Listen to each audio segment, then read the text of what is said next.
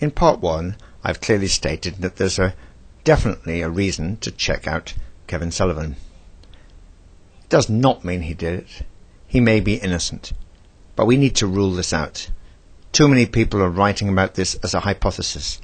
What is the point of Benoit being blamed and then 10, 20 years later we find that Kevin Sullivan did it? Meanwhile, Benoit's reputation is destroyed. What is the point? Let's clear the name of Kevin Sullivan if he didn't do it. Let's find out and get to the bottom of it and rule him out.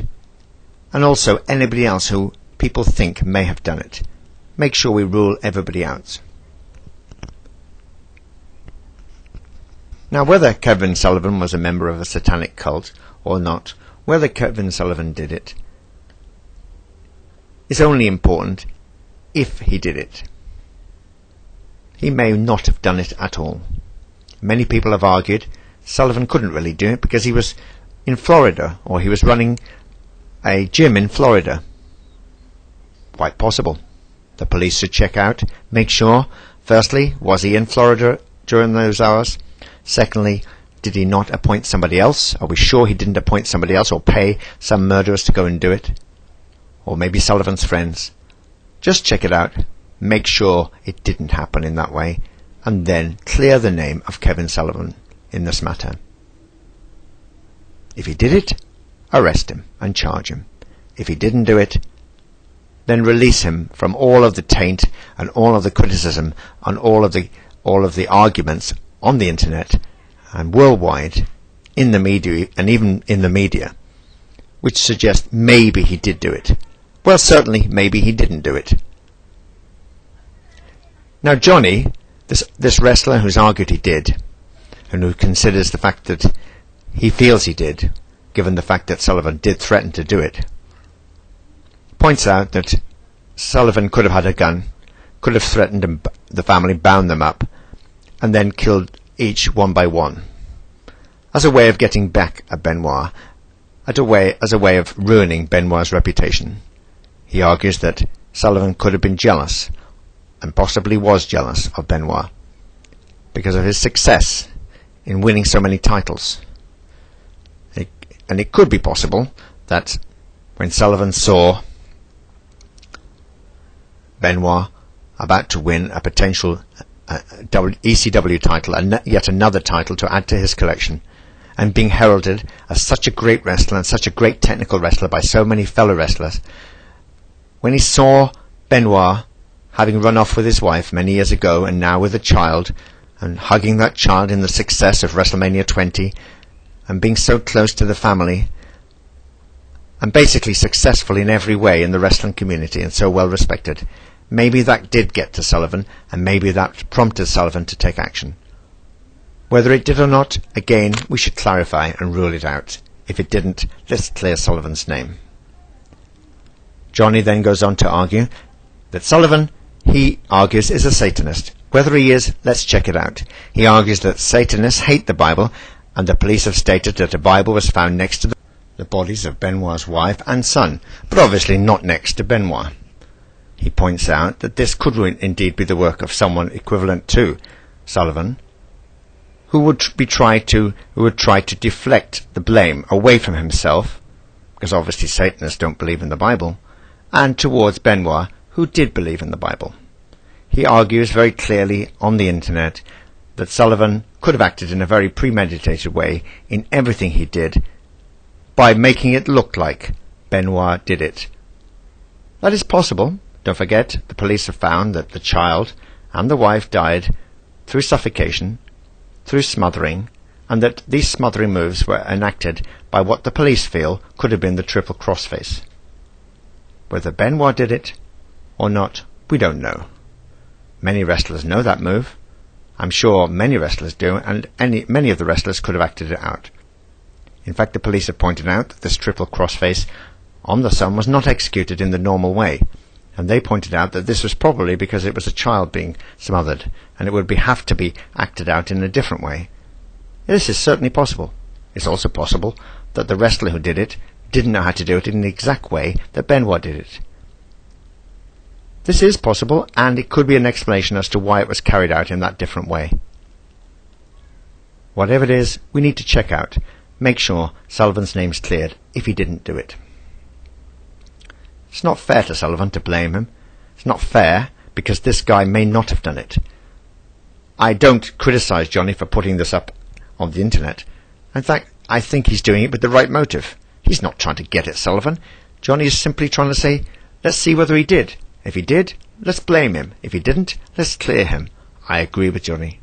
I agree with Sullivan when he argues that he was very surprised when he heard about it. Maybe he really was surprised. Maybe he was nothing to do with it. If so, it's not fair to blame Sullivan and to go on with lots of rumours. The police should investigate and clearly rule Sullivan out if he didn't do it. He points out also, Johnny does point out in his very long explanation on the internet, that another thing to note is the fact that Sullivan was also associated with Sherry Martel, who died just a few days before the bodies of Chris Benoit and his family were found. And the full details of Martel's death, he points out, have not yet been made known, as at the time of writing, and they still haven't been fully made known. Now, the suspicious circumstances that Sherry Martel was found in are still, I believe, being investigated. It doesn't mean, of course it doesn't mean, that Sullivan did it, but we need to rule it out. We need to clear Sullivan's name. He points out, in conclusion, he wonders why the police have not even considered investigating the possibility that Sullivan killed Benoit, Nancy and their child. And it's worth looking into. He's fully correct in that. And he also says that Benoit was going to be crowned ECW champion on the Sunday night. Why would he murder his family and kill himself when he's about to be on top and win a crown that he'd not won before, and obviously that he valued? And I agree with him. If you look at the picture of Benoit, if you look at the video, I'm sure it's still available, even though the WWE have tried to take off all the videos and all the images of Benoit, which I think is quite scandalous. If you can find an image, a video of him in the last match with CM Punk, where he was about to fight CM Punk, and in the last match where Benoit qualified to fight Punk for the ECW belt, you'll see Benoit go up to the belt and touch it with a lot of emotion. I do not believe this is purely scripted. This is genuine emotion. He wanted that belt. He lived for wrestling. He lived for his family. And I do not believe he was willing to sacrifice his family and wrestling in 2 or 3 days of madness.